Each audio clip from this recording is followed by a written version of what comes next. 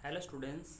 जैसे कि हमने लास्ट क्लास में पढ़ा था मार्जिनल यूटिलिटी के बारे में और टोटल यूटिलिटी के बारे में कि जो सीमांत तुष्टिगुण क्या होता है और कुल तुष्टिगुण क्या होता है, उसको हमने एक टेबल के द्वारा भी समझा था। आज हम उसी टेबल उसी शेड्यूल को हम एक फिगर में एक डायग्राम के थ्रू समझेंगे कि किस तरह से हम सीमांत तुष्टिगुण को निकालते हैं और किस तरह से टोटल जो यूटिलिटी होती है उसको किस तरह से हम निकालते हैं। तो जैसे कि ये ग्राफ आपके सामने है, इसमें हम देख रहे हैं कि जो हॉरिजॉन्टल एक्सिस पे हमने क्या देख रखा है, रोटी की इकाइयाँ। जो लास्ट वाला एग्जांपल जो आपको मैंने दिखाया था, जो शेड्यूल बनाया था, उसी एग्जांपल को हम देख रहे हैं।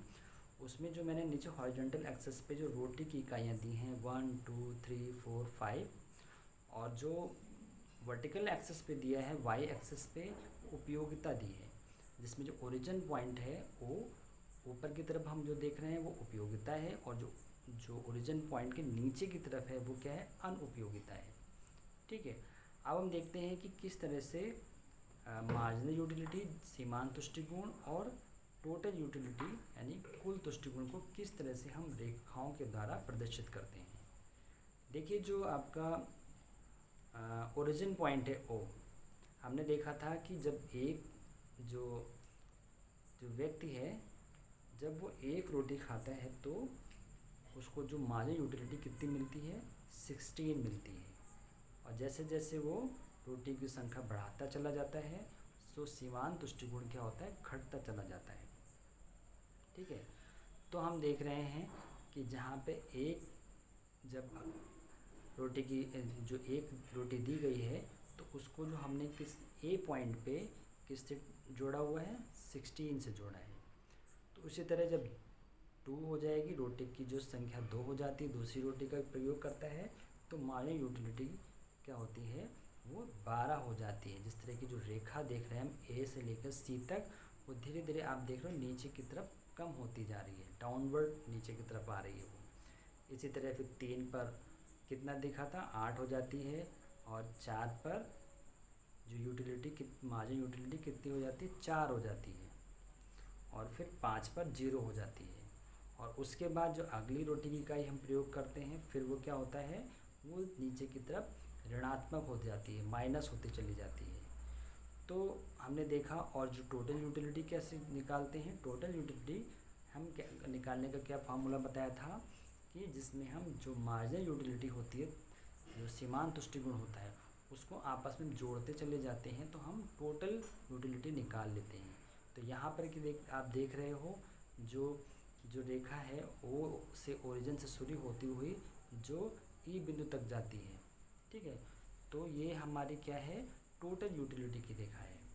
ये कैसे हम निकाल रहे हैं, अब जैसे जैसे हम हमारे पास जो एम यू है, जो सीमांत तुष्टिगुण है, वो घट रहा है, लेकिन क्या हो रहा है, जो टोटल यूटिलिटी है वो बढ़ रही है। वो बढ़ इसलिए रही है क्योंकि हम सीमांत जो तुष्टिगुण की हर इकाई को उसमें जोड़ते चले जा रहे हैं। लेकिन और एक स्थिति ऐसी आ जाती है जब जो सीमांत तुष्टिगुण होता है वो शून्य हो जाता है, उस समय जो टोटल यूटिलिटी होती है, कुल तुष्टिगुण क्या होता है, वो अधिकतम होता है, मैक्सिमम होता है, जिसको हम ई पॉइंट से शो कर रहे हैं। और फिर उसके बाद जब सीमांत तुष्टिगुण ऋणात्मक हो जाता है तो फिर कुल तुष्टिगुण घटने लगता है, नीचे की तरफ गिरने लगता है, जो हम देख रहे हैं ई बिंदु के बाद देख रहे हैं क्या हो रहा है, टोटल यूटिलिटी का जो ग्राफ है, जो फिगर, जो लाइन है, वो नीचे की तरफ झुकती चली जा रही है। तो यही चीज़ हमने आपको जब मैंने शेड्यूल में दिखाई थी कि किस तरह से रोटी की प्रत्येक इकाई का प्रयोग करने से जो क्या होता है कि सीमांत तुष्टिगुण धीरे धीरे कम होने लगता है, लेकिन एक सीमा पे आके वो 0 हो जाता है और उसके बाद ऋणात्मक हो जाता है। और जो कुल तुष्टिगुण होता है वो धीरे धीरे बढ़ता है हर अगली इकाई का प्रयोग करने से, और एक जब सीमांत तुष्टिगुण का जो यूटिलिटी 0 हो जाती है तो उस समय कुल तुष्टिगुण मैक्सिमम होता है, अधिकतम होता है। और उसके बाद जब सीमांत तुष्टिगुण ऋणात्मक होता है तब आपका जो कुल तुष्टिगुण होता है वो क्या हो जाता है, वो अधिकतम हो जाता है।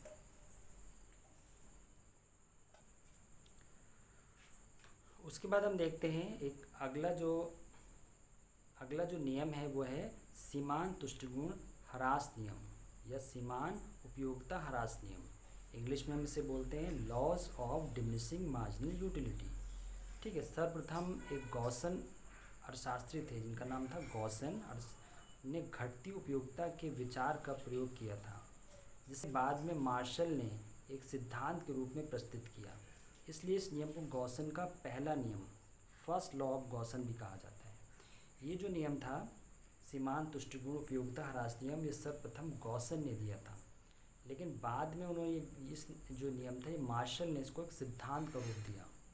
इसलिए इस जो नियम है, इस नियम को हम गॉसन का प्रथम नियम भी कहते हैं। ठीक है, अब हम देखते हैं जो मार्शल ने जब इसको एक सिद्धांत के रूप में इसको प्रतिपादित किया तो उन्होंने क्या बताया था अपनी परिभाषा के रूप में इस नियम में, अन्य बातें समान रहने पर किसी व्यक्ति के पास किसी वस्तु की मात्रा में वृद्धि होने से जो अतिरिक्त लाभ प्राप्त होता है वह उस वस्तु की मात्रा की प्रत्येक इकाई की वृद्धि के साथ घटता जाता है। तो यहाँ पे मार्शल क्या बताने की कोशिश कर रहे हैं, उन्होंने बताया था अन्य बातें समान रहने पर, मतलब क्या हुआ कि जो भी अन्य फैक्टर्स होते हैं, अलग जो फैक्टर्स होते हैं वो समान रहे, उनमें किसी तरह का कोई चेंज ना हो। किसी व्यक्ति के पास किसी वस्तु की मात्रा में वृद्धि होने से, अगर कोई व्यक्ति किसी वस्तु की मात्रा में वृद्धि करता है, ठीक है, तो उससे जो अतिरिक्त लाभ प्राप्त होता है वो उस वस्तु की मात्रा की प्रत्येक इकाई की वृद्धि के साथ साथ क्या होता है, घटता जाता है। ये एक सिंपल सा एक रूल है।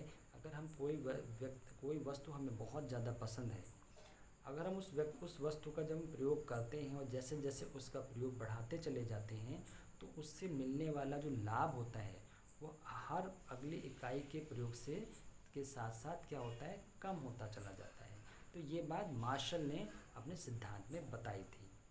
उसके बाद एक और अर्थशास्त्री थे, उनका नाम था चैपमैन। उन्होंने क्या बताया था, किसी वस्तु की जितनी भी अधिक मात्रा हमारे पास होती है उस वस्तु की मात्राओं में वृद्धि के लिए हम उतने ही कम इच्छुक होते हैं, अथवा उतनी ही हम उसकी अतिरिक्त वृद्धि नहीं चाहते हैं। ठीक है, देखिए वही बात चैपमैन भी बता रहे हैं, लेकिन उन्होंने अपने शब्दों में थोड़ा सा बदलाव करके इस बात को बताया है। उन्होंने क्या बताया है, किसी वस्तु की जितनी भी अधिक मात्रा हमारे पास होती है, अगर कोई वस्तु की मात्रा हमारे पास है और जैसे जैसे वो मात्रा हमारे पास अधिक होती जाती है तो हम उस वस्तु की मात्रा में वृद्धि के लिए हम उतने ही कम इच्छुक होते हैं।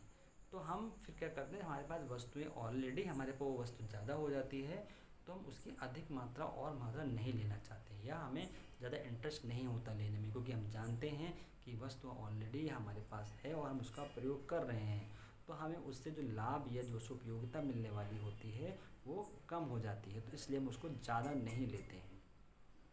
ठीक है, अब इसको हम एक उदाहरण के साथ और समझते हैं।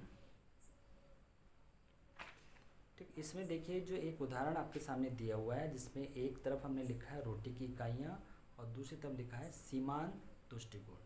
अब जैसे कि हम देख रहे हैं, पहली जो रोटी की इकाई 1 है और उसको देखते हैं, उसके उस तरफ सामने देखते हैं जो उसे सीमांत तुष्टिगुण प्राप्त हो रहा है वो 10 हो रहा है। फिर दूसरी इकाई से 8, तीसरी इकाई से 5, चौथी से 1 और पाँचवीं से 0 और छठी इकाई से क्या हुआ, वो ऋणात्मक हो गया, क्योंकि अब हमें वो बिल्कुल भी पसंद नहीं हो वस्तु, क्योंकि हम उसका अधिक प्रयोग ऑलरेडी कर चुके हैं। ठीक है, अब हमने देखा कि जिस तरह से रोटी की हर अगली इकाई पे हम देख रहे हैं जो सीमांत तुष्टिगुण है वो कम होता चला जा रहा है। ठीक है, अब हम देखें जो 10 पहली रोटी की इकाई से 10 था, दूसरी इकाई पे 8 सीमांत तुष्टिगुण है और तीसरी इकाई पे 5 है और फिर 4 है, 4 रोटी इकाई पे 1 है। यहाँ पे तुष्टिगुण जो क्या है, घटते हुए क्रम में है और फिर उसके बाद 0 हो जाता है और फिर 3 पर क्या हो जाता है, ऋणात्मक हो जाता है।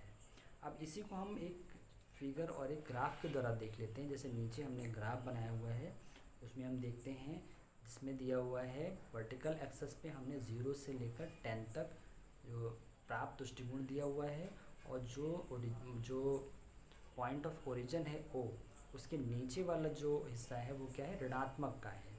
जब तुष्टिगुण ऋणात्मक हो जाती है तो वो नीचे की तरफ शो करते हैं उसको।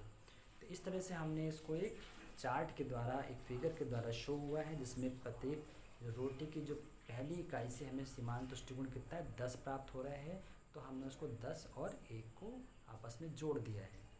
उसी तरह हम दूसरी जो इकाई पे हमें जो रोटी से जो सीमांत तुष्टिगुण कितना प्राप्त हुआ है 8 हुआ है, तीसरी पे 5 हुआ है और चौथी पे 1 हुआ है।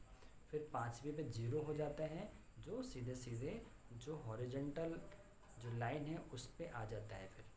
फिर इस तरह से अगली इकाई पे 6 पर -3 हो जाता है, जो कि जो लाइन और जो एक्स एक्सिस की जो लाइन दी है उसके नीचे की तरफ उसको हमने एक लाइन से एक डॉटेड लाइन या एक हमने डार्क लाइन से उसको शो किया हुआ है। तो इस तरह से हम एक जो ये लॉ दिया गया था गॉसन का प्रथम नियम भी बोलते हैं, और मार्शल ने इसको एक सिद्धांत का रूप दिया था। तो इसको हम इसी तरह से जब कभी भी एग्ज़ाम में ये क्वेश्चन आता है तो आप पहले एक शेड्यूल बना के उसको शो करेंगे, फिर उसको एक फिगर में इन सारे पॉइंट्स को दिखाएंगे।